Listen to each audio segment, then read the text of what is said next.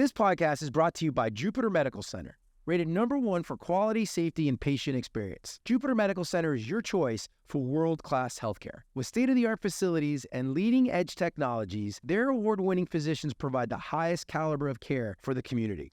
Jupiter Medical Center is proud to announce the opening of the all-new Johnny and Terry Gray Surgical Institute featuring the latest in innovative surgical care. To learn more, visit them at jupitermed.com.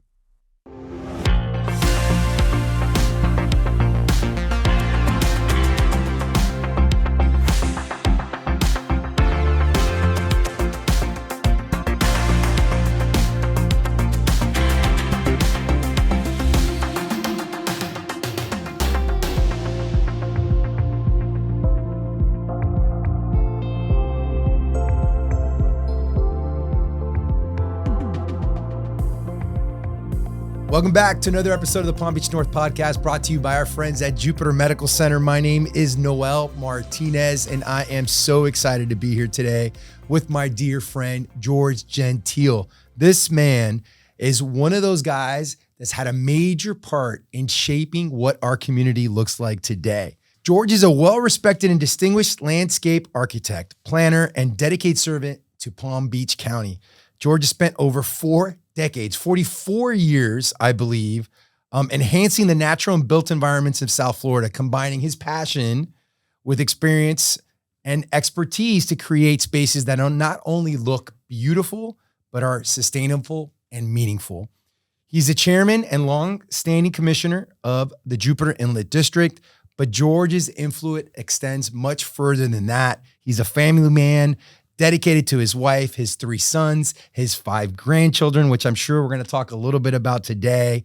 He's all about the community, has served on various boards throughout the whole community, including chairing the Palm Beach North Chamber of Commerce. George, I'm so excited to have you on the show. Thank you so much for being here today. Thank you for having me. And boy, that was a great introduction. It was a lot. I had to read it because I didn't want to miss anything because I was so excited to have you. Great. So George, for people that don't know you, and I know you know everyone in town, let's start with you, right? Let's talk about where did you grow up? Actually, right here where we're doing this podcast, right here in Riviera Beach. My family moved here from Miami when I was 5 years old. We moved from Connecticut when I was 3 years old to Miami and moved up here. And I went through grade school, middle school, and through high school right here in Riviera Beach, Florida. How'd you guys end up here in Riviera Beach? What was the reason why'd you guys move here? My dad took a job with a moving company called Withers Moving and Storage in Miami, and they transferred him up here to be the manager of the new facility that they built up here in the Phil Lewis Industrial Park, which is still right here to our west. Oh, yeah? Yeah. What about brothers, sisters? Do you have any brothers and sisters? I have one brother. He lives in North Carolina now. He is a longtime resident here in Palm Beach County and worked for Palm Beach County Fire Rescue. He actually started with Riviera Beach's Fire Rescue Department, became an EMT. I used to drive for the ambulance service that was here and did a lot of emergency stuff. Went to Palm Beach County and he retired from there. And he's younger than I am. He retired a lot earlier than I am possibly doing. What was it like growing up in Riviera Beach? Because I know you're a big water guy. You like you're all about boating, and we're going to talk a little bit about that later. But what was it like growing up in Riviera Beach as a kid? Well, Riviera Beach was a small little fishing town. That's how it started. There's 3 major families here: the Penders, the Wellses, and the Knowleses, all with their start in the Bahamas, and so fishing was huge here. I loved it. I had a lot of friends, and we used to take our bikes and ride over to Phil Foster Park and fish from the docks there. And we would go to Lake Park Marina, which was a lot smaller back then, and fish off the seawall there. And we spent a lot of time doing that in our free time. So good. And then let's talk about your family now. So I talked about it in the intro a little bit. Tell us about your family. I think you said in the intro, my wife, Jan, and I have been married, this May will be 51 years. We got married very young, both from Riviera Beach. We met each other at her birthday party when she was 16, and I guess I was hooked, and that was it. I love her dearly. We have 3 sons. My son Jamie is a division director for Florida Power and Light now. He started with NextEra. He's actually a planner. He's a certified planner and started with my company. But he wanted to get a salary, so he went to NextEra Energy, but now with FP&L. My son Jonathan, which isn't so bad of a gig. It's not a bad gig. No, it's not a bad gig at all. He loves it there. And my son Jonathan, my middle son, he's a police officer for the town of Jupiter. Started his career in law enforcement with the U.S. Coast Guard. He was a TACLET law enforcement officer with the Coast Guard, and then was hired by Jupiter Police, and he's back out on the boat running with their Marine unit. And my youngest son, Jody, he works for a retail facility, Town and Country Feed up in Jupiter. He's doing very well. He had a rough start in life. He had a lot of medical issues, but he's doing great, and he loves his job. He does a lot of CrossFit training. He's does very well. So, and then I have 5 grandkids. My middle son, Jonathan, has 3, 2 boys and a girl. And my son, Jamie, has twin girls, both in their 3rd year at the University of Florida, one in landscape architecture and one in pre-med. Awesome. Yeah. So besides spending time with your family when you're not working, what else do you do when you're not planning? When I'm not planning? Yeah, when you're not planning. Working on my house. I have a boat. I try to get out in the boat fishing.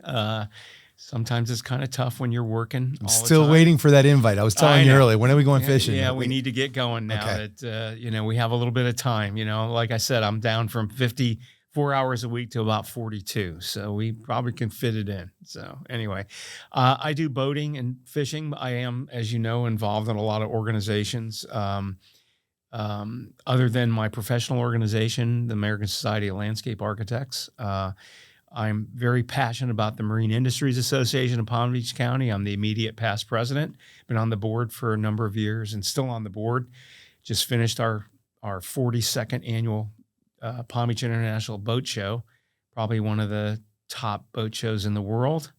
And I love that organization, but I'm involved in a lot of things. So sometimes the weekend takes over. Yeah, for sure. So speaking of stuff that you're doing when you're not working full time. Yes. Let's talk about the Jupiter Inlet District Commission. Because a lot of people don't even know what that is. Right. You've been the chair for the past 7 years. How long have you been on that commission? I'm in my 24th year on that. 24th year. So what exactly does the Jupiter Inlet District do?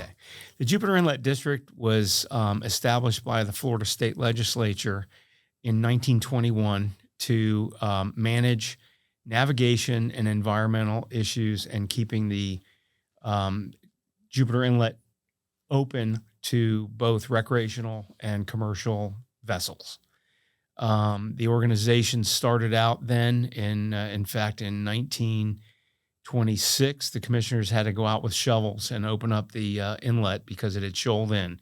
Similar to what we're having now, but we have a dredger out there now doing it with equipment instead of us out there with shovels.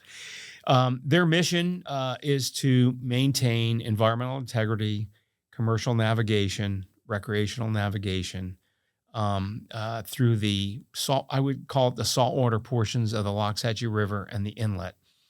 The district goes about 2 miles into City of Palm Beach Gardens, goes all the way to the county line of Palm Beach County, Martin County, out to the Beeline Highway and to the Atlantic Ocean. So we have 4 municipalities, unincorporated county, that is our taxing district for that mission.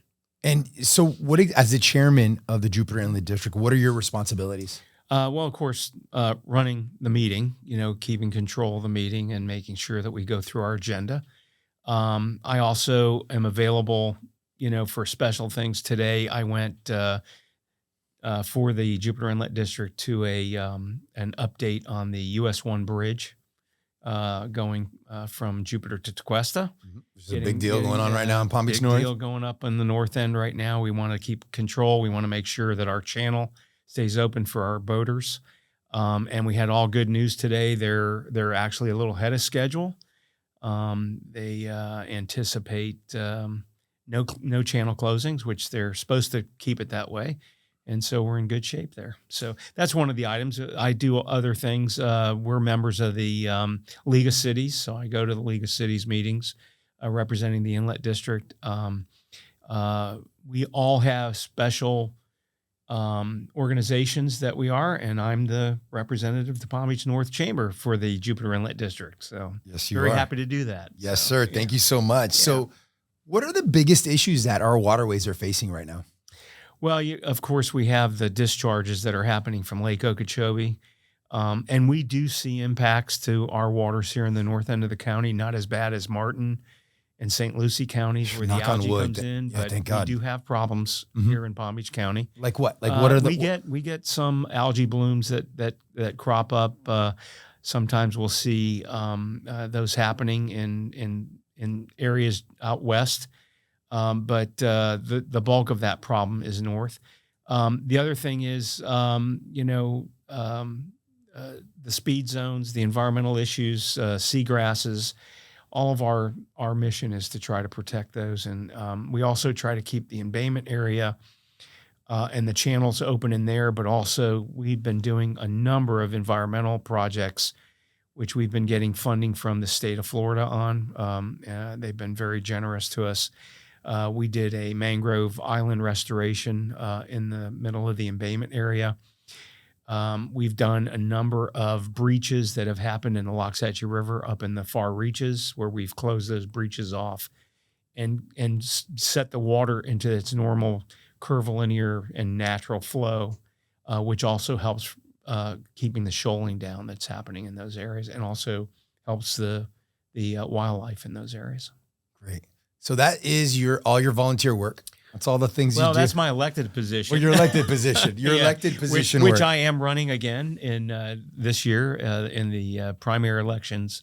Our inlet district will have their elections, and I'm one of the people who has to rerun. It's a 4-year term. So Good. Thank you. Yeah. I'm glad you brought that up because I meant to ask that earlier and I skipped no over problem. that question. no problem. So let's talk about 2GHO. Okay. All right, let's talk about your real job, your day job. So what do landscape architects and planners, what do you guys do? We just sit around all day. Probably. just No, kidding. I doubt that. We doubt that. A landscape architect is an architect for everything outside the four walls of a building.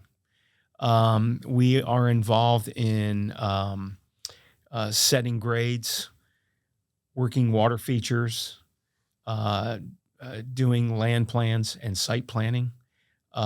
We do landscape design. We do hardscape design like swimming pools, decks, patios, major plazas and commercial buildings. We've been involved with doing almost the entire Riverwalk design for the town of Jupiter, both private sector and for the town itself. We've done a lot of environmental projects as well. Our mission is to do sustainable projects for us to live, work, and play in. And we try to do the best job we can to get our clients and so a lot of government work that we do to adhere to sustainable concepts and those type of elements. So when you say our, you're talking about your firm, right? A firm. Your firm, Yeah. 2GHO, which was correct. founded in 1988. Is that correct? Yep. I started that firm in 1988 with a door top drawing table and 2 chairs. And what inspired you to go out on your own and do that or find some partners to do that? I initially started by myself. I had left another company that I had started called GBS Architects, Landscape Architects Planners. Started that in 1982 after I left a large engineering firm. And I just wanted to get in and do and practice that profession.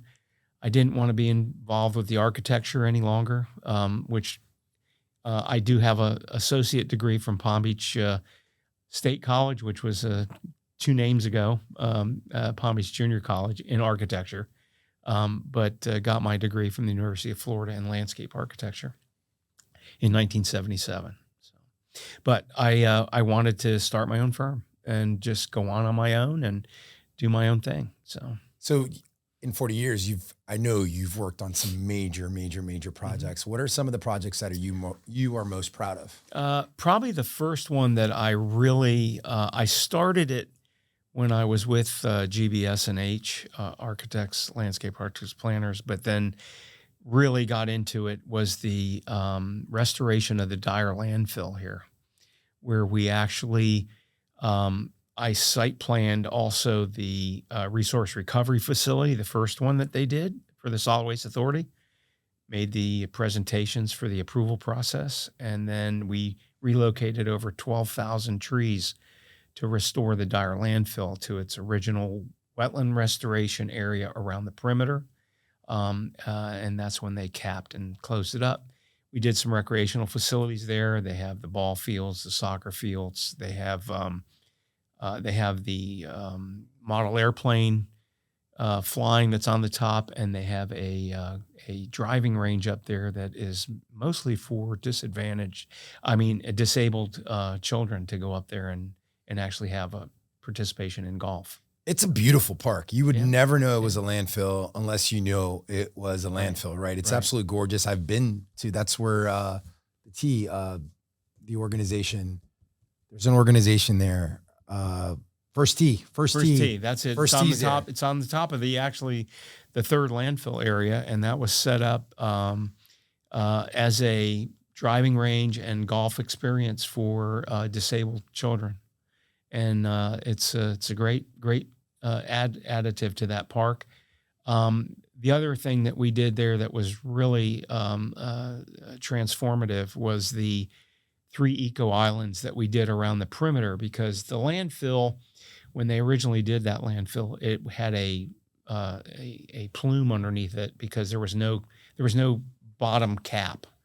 And so to keep that in check, we established the wetland islands around the perimeter, and then we take that irrigation from that, it pulls in and keeps that plume in check. But the eco islands are all restored wetlands and uplands, which was its original historic character before they even did the landfill on it. So that was how long ago? Started that project in 1986, and then we finished it about 12 years later. Wow. Yeah. 12 years. Yeah. It's probably one of the, we won a national award from the American Society of Landscape Architects for that project. I really want to go back and do a story on it because it's still there today, and it's still a great park. We are working on it right now. We are actually converting the soccer fields with synthetic turf, and we have a contract through another engineering firm that is working for Palm Beach County. Other projects that we've been involved in were very. How about some recent? How about we're working on the renovations of Roger Dean Stadium right now. Mm-hmm. We did the hardscape landscape construction documentation for the ballpark of the Palm Beaches, which is actually Fit Team Stadium. Yep. We've done. We recently finished, which is under construction right now, the Ritz-Carlton residences in Palm Beach Gardens at the old Panama Hattie site. Those are a few of the projects that are pretty exciting. We're working in Eleuthera in the Bahamas on about a 700-acre resort project right now. And we have Project Will Travel. You know, one of my favorite stories of your projects that you've told me over the years is bush wildlife. You know what? I'm sorry I didn't say that, because that was an interesting project. And talk about that. Walk us through that project. Well, I got a call one day from Amy Kite, who's amazing. The director, and she said, "I need your help." She said, and this is at the high point of the pandemic, okay? And she says, we have to get out of the site that we're in, which we did the site plan on that one as well at the Loxahatchee River District. Actually, I was commissioner and chairman on the Loxahatchee River District when we started the Bush Wildlife Center there. And so she said, I need to do this. So she said, would you come in and meet with me? So put my mask on. We got together outside, and she had this big grid paper. Everything was square. The whole thing was square. And she said, we're going to buy this 19 acres, and I want you to design the center for me. And this is all the pieces I need. Now, here's my grid paper, and this is what I want. And I said, okay. So I took it home. We weren't in the offices at that point. So I took it to my dining room table, and I worked on it, laid out a plan, and we eventually did the construction drawings. We worked on it, and it's built today. It's, of course, it's open. Really proud of that facility. It's absolutely gem in Palm Beach County. Great destination area, great educational facility, and great takes care of 5 major agencies' wildlife issues, which is just tremendous. I've been very fortunate to have a lot of George Gentile moments over the years. And one of my favorite moments was when you gave her that graph paper. I gave her the original hand drawing that I did for that. We had it framed for. You gave it to her at her ribbon cutting. Like, right. What a thoughtful gift. That was so sweet, George. And if you look at the drawing, after we put it into, digital format and did the construction drawings, it's pretty accurate. It was so cool. That was good. Such a thoughtful gift. Yeah, thanks. So you've been doing this for over 40 years. Yeah. Right? A lot has changed. Oh, yeah. Right? From the early days to now. Yeah. So how has, landscape architecture, land planning changed over the years? Well, landscape architecture, had the tag of being the, you deal with plant materials and you just put them in the ground aesthetically for a project. And the profession, though, has molded itself and changed substantially over the years. We are planners, we're site planners, we do entitlements. Actually, Southeast Florida, most of the entitlements or site plan and government approvals are being done by landscape architects, which is tremendous. One of the things that I have done in my entire career with my businesses is that as a landscape architect, you have such a breadth of knowledge in all areas, and so when it's slow in one area, we just go to the next. And I got into wildlife relocation when it was really slow. No development was happening. And we've done a lot of things. And now the profession is really stepping up to climate change issues and working with a lot more sustainable development and trying to meld the living environment with the environment to make it a compatible and sustainable item. And so we're really, really getting involved more in looking at the climate change issues and how we can incorporate really good design work into our projects to help that issue. So that's the breadth of the profession right now. So let's talk a little bit about your leadership and management style. So as a senior partner, you have to do a little bit of everything, right? You got to get out there and manage, the business. You've got to manage the day-to-day operations. You've got to market the business. Then you got to make sure that everybody's doing what they're supposed to be doing. Right. So how do you manage all those tasks? There was a book out a long time ago, and I have to tell you, a long time ago, I can't remember the author, but he professed to manage while walking around. And that's what I do in my office. I am constantly moving around the office. We have an open office, which is good. Okay. So we all know what everything's going on. If I take you in the conference room, there's a problem. Okay. So, but I walk around and I engage with my staff on everything that's going on. So I can keep a handle on what's going on or engage myself in issues or problems. And I think that's been one of my successes is that I try to do that. The other thing is my employees are my product that I sell. And if your employees are not happy and they're not taken care of, it's just like you wouldn't buy a product off the shelf that looks like it's not looking good. And so we try to take care of our employees. They're part of the family. We're small. We have 13 employees. Right now, we're as high as 23. You know, we're doing a great job. I got some great young professionals. We have 2 new guys that we moved up to principals, Dan Simpson and Dylan Roden. And Dylan's been with us since he was in the Environmental Academy at Jupiter High School. That is a good which story. is unbelievable. Yeah. He started with us working 4 hours a week in the office and then we helped him get in the University of Florida in the department, and he kept doing work, coming home holidays and working. And he's now a principal of the company. So that's a great story. It's great. We got to tell that story more and more. Yep. So you've got a long history of working for, with a lot of public agencies, working for and working on both sides of that, right? Yes. So what are some challenges and some successes that have come out of that? The successes are when you're working with the public agencies is that you get to understand all the code issues, all the code items. You get to know the elected officials who are making the final decisions. You get to know the staff, and you get to understand what their missions are in the cities and the county. We do work in a number of municipalities. We have annual contracts with some of them.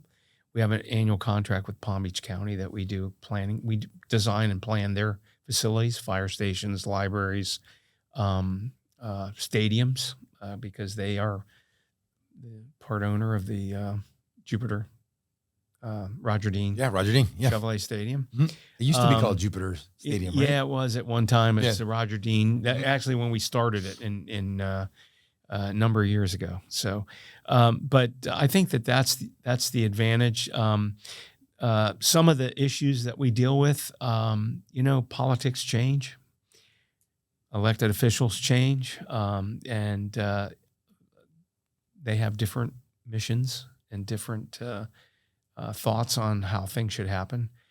So we deal with that. How things look, how they should look like, or height is a big issue in a lot of municipalities now.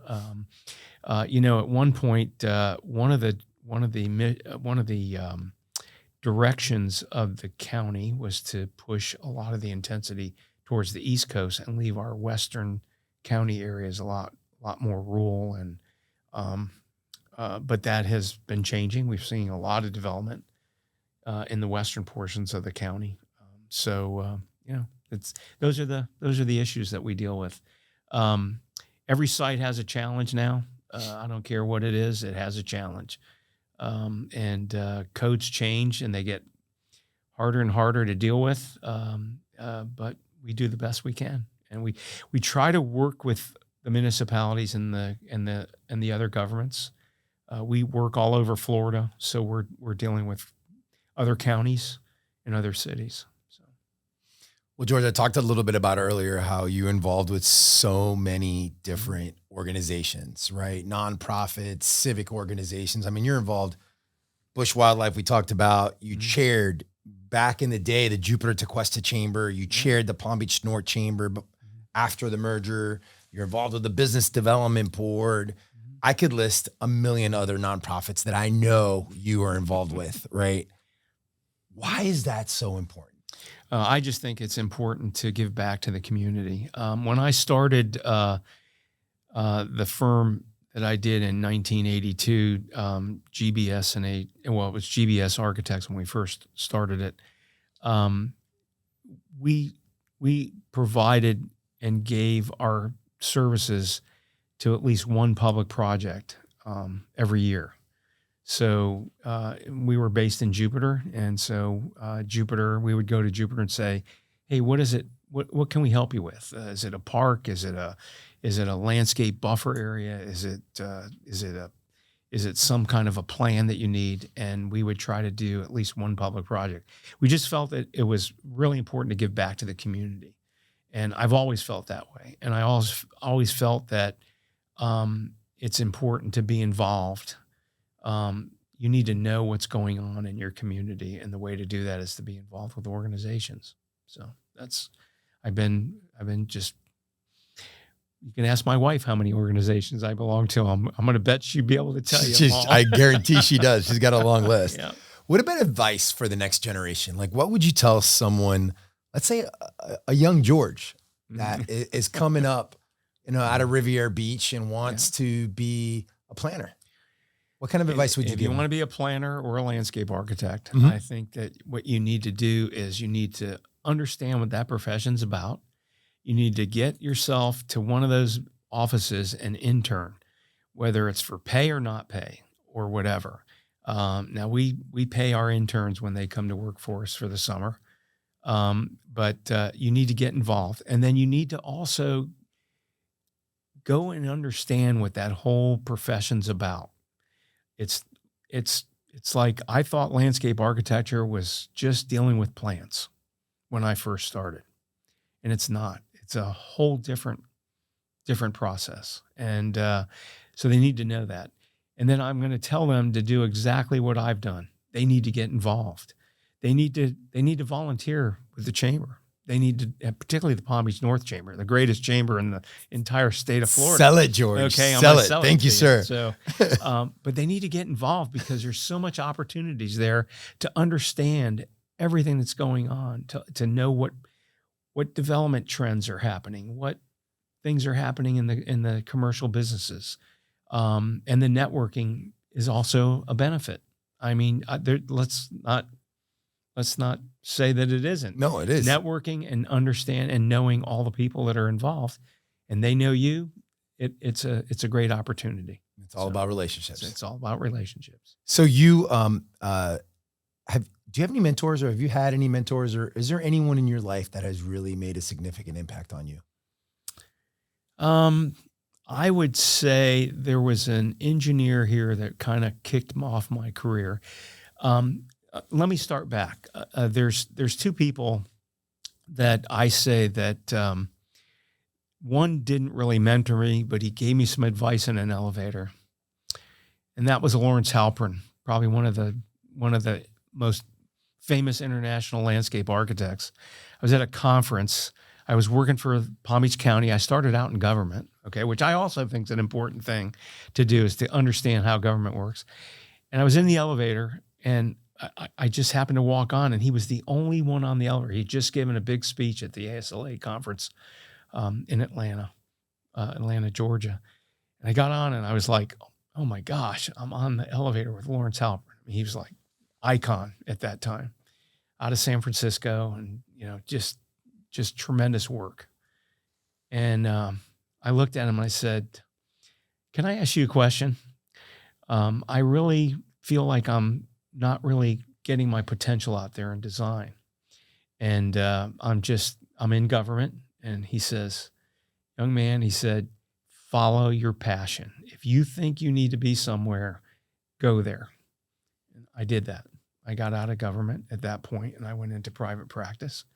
And then I had a professor that was head of the department, Eric Smith, and I think that he taught me a lot on how to deal with this profession. He's been retired a long time, but actually when I became a fellow of the American Society of Landscape Architects, you have to have an escort who's also a fellow, and he escorted me.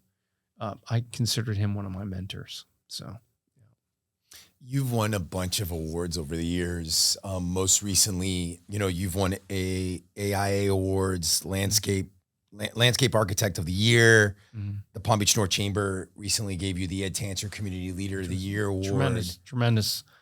I was just so taken back by that. It was great. What does that, how are those accolades affected your professional career or your journey?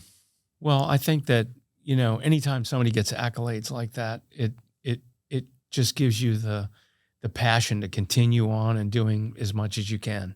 I try to still volunteer for the chamber. I'm your member on the business development board. You're not going anywhere. You're not letting me go anywhere. Yeah. I love the chamber. I've always loved the chamber. Will continue. But I think that is, it's a tremendous, proud honor that I have, that I get those accolades. I have to give accolades though to my wife, because she's put up with me for a little bit longer than 51 years. I've been in this profession for a long time. So she worked with me through school. Actually, Jamie was born when we were at the University of Florida. And she's been there with me the entire time, and she's a huge support. So, yeah. So, what do you think the future of Palm Beach North is going to look like? Well, with the Palm Beach North Chamber, it's just going to be tremendous. It's going to continue to grow. It's going to be one of the top areas in the country. We're seeing so much. The North County, West Palm is seeing a huge influx of the financial market coming in. It's growing like leaps and bounds, but so is the North County. They just have so much opportunity, I think it has a lot of opportunity to be a really big force in the entire state. It's growing great. Yeah, I'm really proud of what our region is doing. It has done what it's doing and what we're going to do, because there's a lot more amazing things that come here in Palm Beach North. From Angonia Park up to Tequesta. That's right. We're all working together to make this a great, great area for the county and the state. So, all right. So I've got one more question. Okay. It's kind of deep, but it's a question I've got to ask, right? You've been a big part of shaping our community. Mm-hmm. You're part of who we are, what do you want your legacy to be? What do you want people to say about George Gentile 20, 30, 40 years down the road? That's a tough one. I know. Okay. That's a very tough one. I guess what I would like people to remember me on is that I hope that everyone likes me. Okay, I shouldn't have to worry about that, but I would hope that everybody feels that I put things in the ground here that are long lasting and were important to the communities and the county. I hope that they remember me as a good family man and a good father, and a grandfather. And maybe I'll be around to be a great grandfather. I don't know, but that's what I hope happens. And I hope that they realize that I've done everything I can to make this a great living environment for all the residents, particularly in the areas that I work at. So that's it. Well, George, I can't thank you enough for being here today. Mm-hmm. You are such a great man. I can't thank you enough for your leadership, your friendship, your mentorship, because you've been a mentor to me here for many years.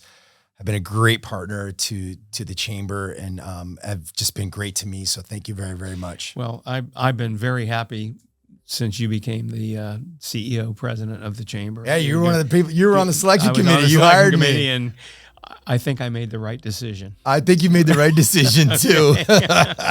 Well, George, thank you so much for being here, and everyone, thank you so much for tuning in. Thanks again to Jupiter Medical Center for supporting our podcast, and we look forward to seeing everyone in 2 weeks. Don't forget to like, follow, share with all your friends, and again, see you in a couple weeks. Thank you.